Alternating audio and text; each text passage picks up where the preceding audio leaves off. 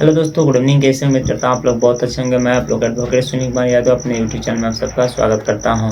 जी हाँ दोस्तों, आज इस वीडियो के माध्यम से हम जानेंगे कि अगर यदि पत्नी आपसे झगड़ा करके या किसी प्रकार का कोई भी प्रॉब्लम करके या प्रॉब्लम ले करके या किसी के साथ झगड़ा करके वो अपने मायके चले जाती है और वहाँ पर जाने के बाद कई प्रकार की बातें वहाँ से करती है और बुलाने के बाद वह नहीं आती है, आने से मना कर देती है, मैं वहाँ पे नहीं जाऊँगी, इस तरह की बातें करने लगती है। साथ ही साथ वो आपको धमकी भी देने लगती है कि मैं नहीं जाऊँगी आपके घर और आपके ऊपर मैं मुकदमा भी करूँगी। जी हाँ दोस्तों, आज इस वीडियो में हम इसी टॉपिक के बारे में हम लोग विशेष बात करेंगे कि अगर यदि इस तरह के प्रॉब्लम से अगर यदि कोई व्यक्ति जूझ रहा है या किसी प्रकार कोई व्यक्ति इस प्रॉब्लम में फंसा हुआ है तो उस व्यक्ति को क्या उस समय करना चाहिए ताकि वह अपने पत्नी को घर ला सके। दूसरी बात कि वह इस प्रॉब्लम से दूर हो सके या इसमें से वह निकल सके। तो सब हम इसे कैसे अपने काम में लाएंगे और कैसे उसे उपयोग करेंगे उसे मैं बताऊंगा। सबसे पहले मैं जानते हैं, लेकिन आए दिन में देखने को ये मिलता है कि एक दूसरे की जैसी शादी होती है साथ ही साथ उसके कुछ दिन के बाद ये प्रॉब्लम देखने को मिलता है कि तो उसमें तलाक हो जाते हैं या एक दूसरे के साथ अच्छा से रह नहीं पाते हैं या उन दोनों के बीचों में कुछ न कुछ छोटी बड़ी बातें ऐसी हो जाती हैं जिसकी वजह से वो दो व्यक्ति एक दूसरे से अलग होने लगते हैं। सबसे बड़ी बात दोस्तों ये है कि अगर यदि कोई महिला है या अगर कोई पुरुष है, अगर यदि उन दोनों के बीच में अगर यदि किसी प्रकार का बंधन हो जाता है या किसी प्रकार का मतभेद पैदा होने लगता है तो अगर यदि वह चाहें तो वहीं पे सलटा सकते हैं, लेकिन वह ऐसा नहीं चाहते हैं। अगर एक चाहता है तो एक नहीं भी चाहता है, क्योंकि तभी हो सकता है जबकि दोनों व्यक्ति एक दूसरे को समझ पाएँ और जब व्यक्ति एक दूसरे को नहीं समझते हैं तो यही गलतियां होती हैं। पहला पॉइंट्स कौन सा होगा जिसे हम अपने जीवन में लाएं तो इस प्रॉब्लम से बच सकें।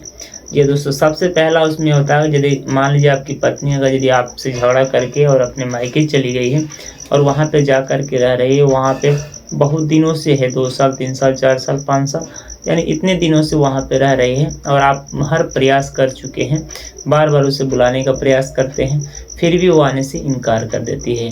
साथ ही साथ आपको धमकी भी देती है कि हम आपके ऊपर मुकदमा कर देंगे। तो दोस्तों आपको इसमें सबसे पहले जो काम करना है वो काम करना है समझौता।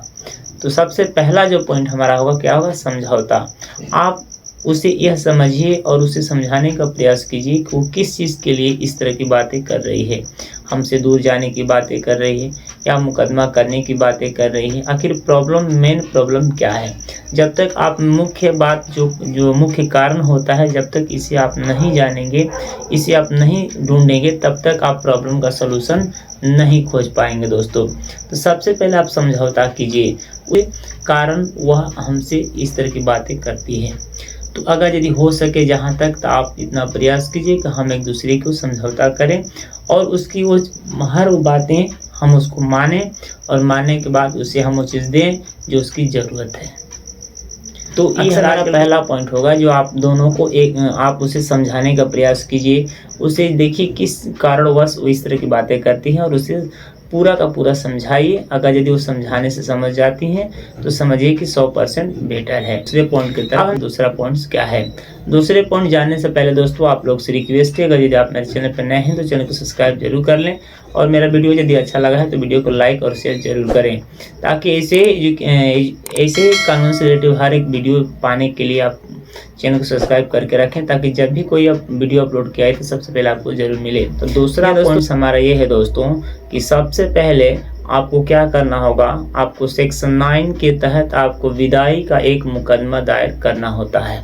जी हाँ दोस्तों, इससे अगर यदि सेक्शन 9 के तहत अगर मुकदमा दायर करते हैं तो इससे आपको क्या लाभ होने वाले हैं इसके बारे में भी बताऊंगा। सबसे पहले हम जान लेते हैं हिंदू विवाह अधिनियम 1955 के तहत जो इसकी जो धारा है सेक्शन 9, इसको आपको सबसे पहले आपको करना होगा। अगर पत्नी नहीं भी केस करती है आपके तरफ, 3 साल 4 साल से जाकर अपने घर पे बैठी है माई के पास, और वहाँ से धमकी देती है, तो मान लीजिए कि धमकी सिर्फ देती है, केस नहीं करती है। लेकिन उस समय आपको ये काम क्या करना है कि आपको यानी एक विदाई सेक्शन यानी विदाई का जो मुकदमा होता है, जो सेक्शन 9 के अंदर होता है, तो यह मुकदमा आपको दायर करना होता है।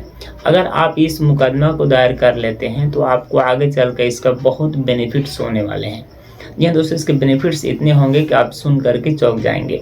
जैसे मान लीजिए कि आपने पहले मुकदमा तो कर दिया, अब आपके मन में एक और सवाल उठता होगा कि हमने मुकदमा पहले कर दिया, वो मुकदमा करेगी कि नहीं करेगी, सिर्फ बोल रही थी मुकदमा तो की नहीं, लेकिन हमने मुकदमा पहले कर दिया। तो इसमें घबराने की बात नहीं है, ये आपका राइट्स है, आपको करना ज़रूरी भी है। अगर आप इस तरह का नहीं करते हैं तो सपोज मानिए कि आप मुकदमा सेक्शन 9 का नहीं किए हैं, अगर वह आपके ऊपर घरेलू हिंसा का अगर यदि लगा देती है, दहेज उत्पीड़न का अगर यदि मुकदमा आपके ऊपर कर देती है, तो उस समय आप किसी भी तरह से बच नहीं पाएंगे दोस्तों। इसीलिए मैं कह रहा हूं कि जब इस तरह की परिस्थिति में आप झेलते होंगे तो सेक्शन 9 आप विदाई का एक मुकदमा जरूर दायर करें, ताकि जब भी वह किसी प्रकार का मुकदमा आपके ऊपर करें तो यह मुकदमा आपको बचाने में बहुत बहुत मदद करेगा। क्योंकि जब भी वो मुकदमा करेगी तो सबसे पहले आपको यह देखा जाएगा कि साहब मैं आप चाहें तो यह जो मुकदमा आपने किया है, यह मुकदमा आप पहले दिखा सकते हैं जज साहब को कि साहब मैंने इसके पहले मैंने विदाई का मुकदमा किया था, मैंने मुकदमा इसलिए किया था ताकि मैं अपनी पत्नी को लाना चाहता था, लेकिन यह पत्नी जो है नहीं आना चाहती है। तो उस समय जैसा आपको ये लगेगा कि हाँ ये सच में ही वाकई में सच्ची बात है कि मतलब ये पति अपने पत्नी को रखना चाहता है, लेकिन पत्नी ही ऐसी है जो रहना नहीं चाहती है।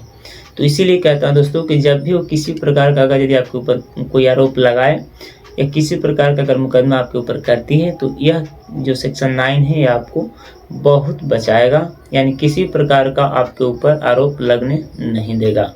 इसीलिए कहता हूँ दोस्तों कि जब भी इस तरह की परिस्थिति में आप हों तो सेक्शन 9 आप जरूर विदाई का ये मुकदमा दायर करें। तो बस दोस्तों आज के वीडियो में इतना ही जानेंगे, फिर अगले वीडियो में मिलते हैं। तब तक के लिए मुझे इजाज़त दीजिए। जय हिंद, जय भारत।